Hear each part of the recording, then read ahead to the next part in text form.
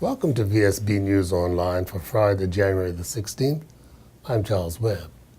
One of the smallest cities in the world celebrated a big birthday today. The city of Hamilton chalked up 200 years with the first of many events commemorating the occasion: a reading of proclamations, speeches by the Mayor Graham Otterbridge, the Governor George Ferguson, the Premier Michael Dunkley, Senator Michael Fay, and St. George's Mayor Garth Rothwell. This was followed by a trumpet fanfare by the Bermuda Regiment Band and a reenactment by Troika. Hamilton has become the heart and soul of Bermuda and her people. More than 13,000 people commute each day to their respective places of work.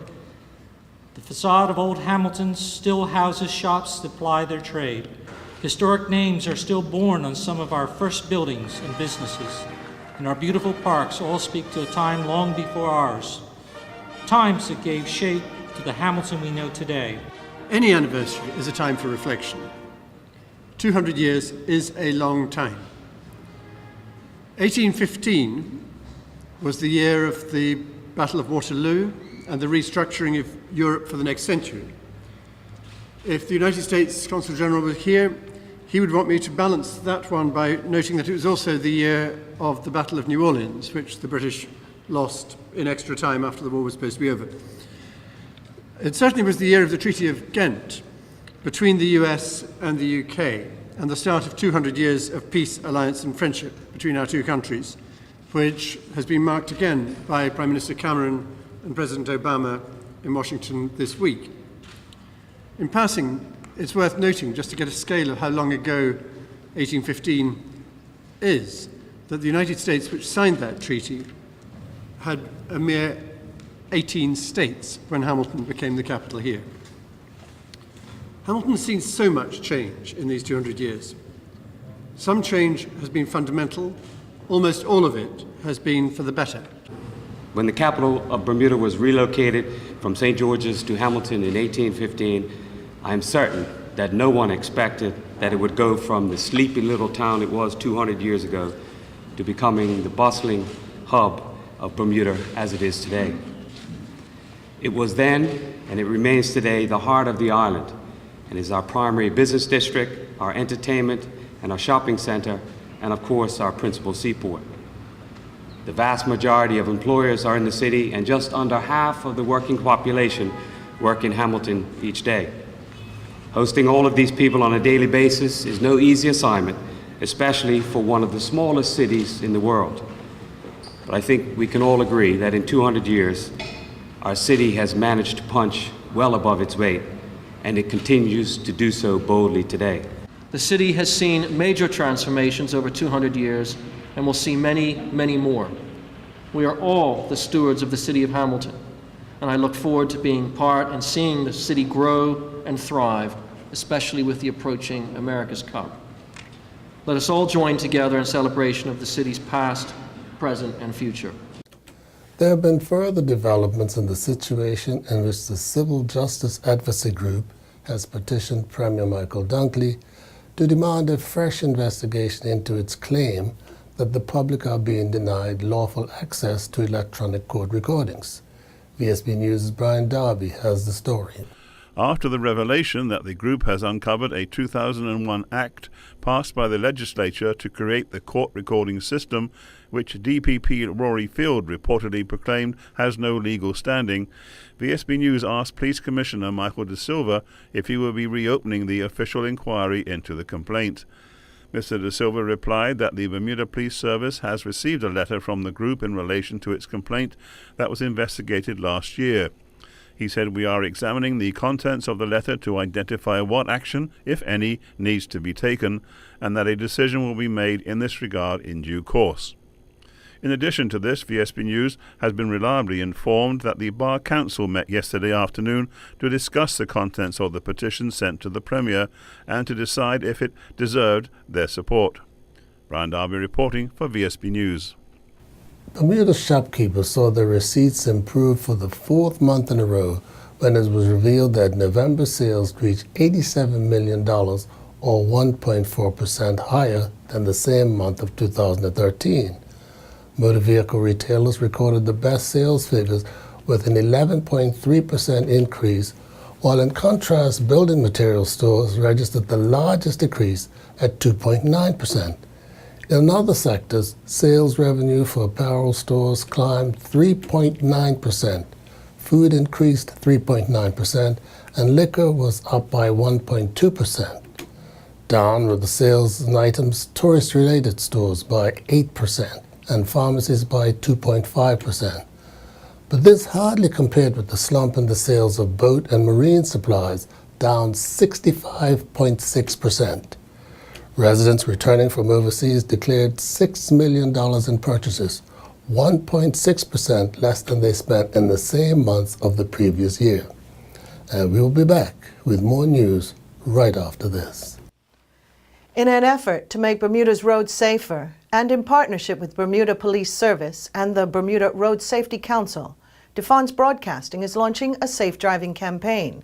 Complete with thumb bands, come into Defon's Broadcasting and 94 Reed Street and make the commitment to drive safer and slower for yourself. Your voice could be featured on the radio. Get yourself a thumb band as a reminder of your commitment to drive safer and with fewer distractions. While you're at it, why not get one for someone in your life who also needs a reminder that our roads do not discriminate. They can take anyone's life. Let's drive safe, Bermuda, and arrive alive. Peace and love. Safe journeys.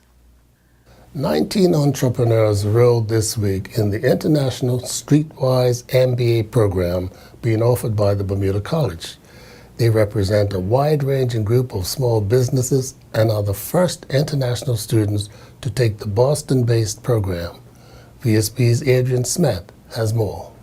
Bermuda College PACE Director Ms. Tawana Flood said the program is timely for Bermuda.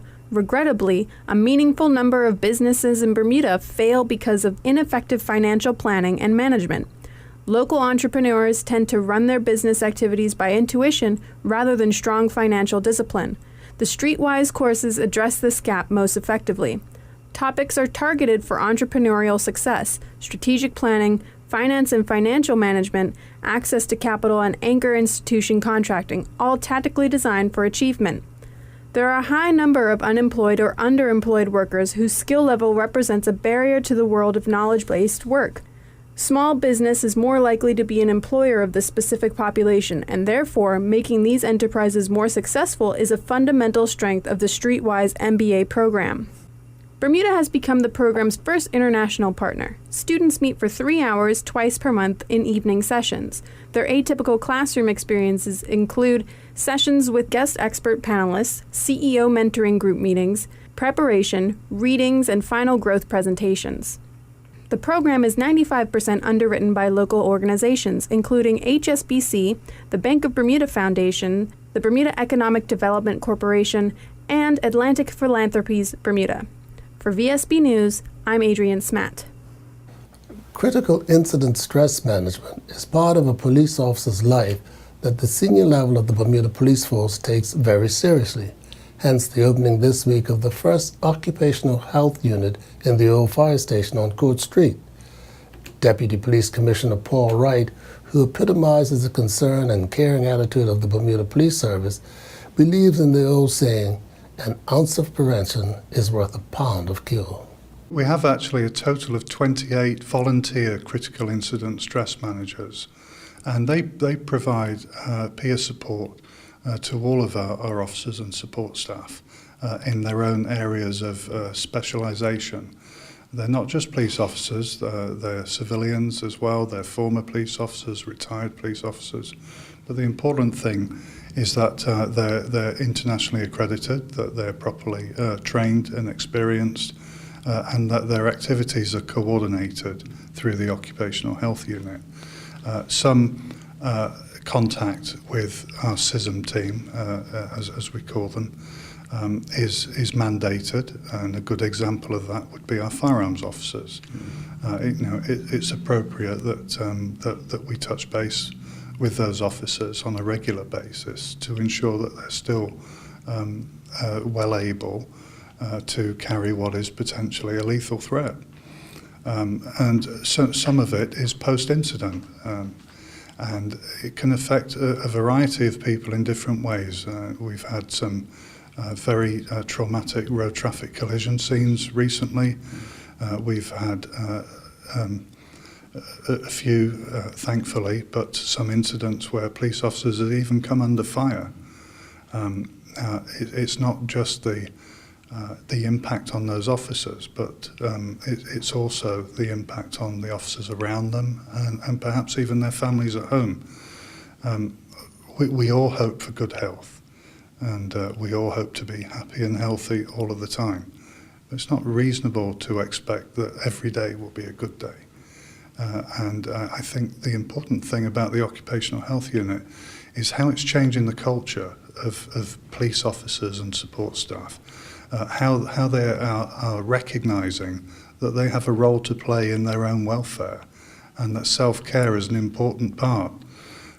So we do encourage police officers to maintain their fitness level, to sleep properly, to speak to people when things are troubling them, and to lean into the support that we're there to provide for them. The purpose of opening an occupational health unit is to create a central location where people could come in and get information, whether it be basic health and nutrition information or sleep hygiene or coping with shift work, coping with critical incidents that they may have dealt with, and often access referral services outside of the occupational health unit.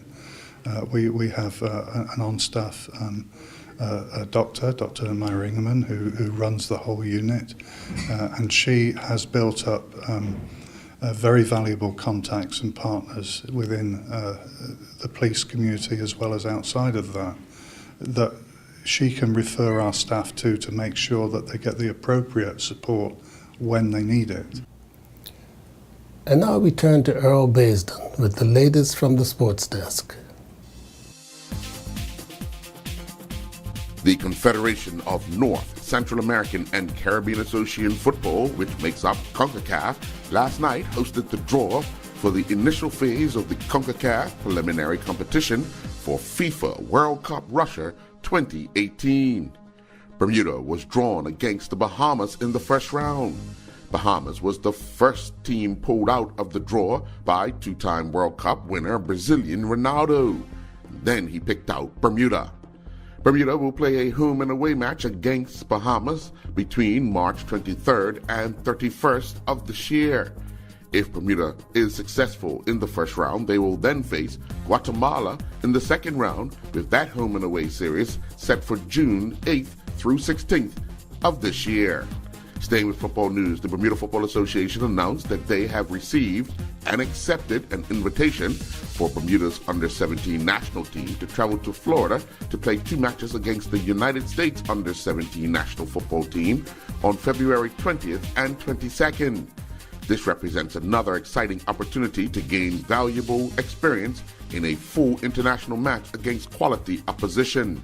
The Bermuda Football Association has had a positive relationship with the United States Soccer Federation for many years. Last year, Bermuda's under-20 national team was invited, all expenses paid, to Los Angeles for the 2014 U.S. National Training Center's Invitational Tournament.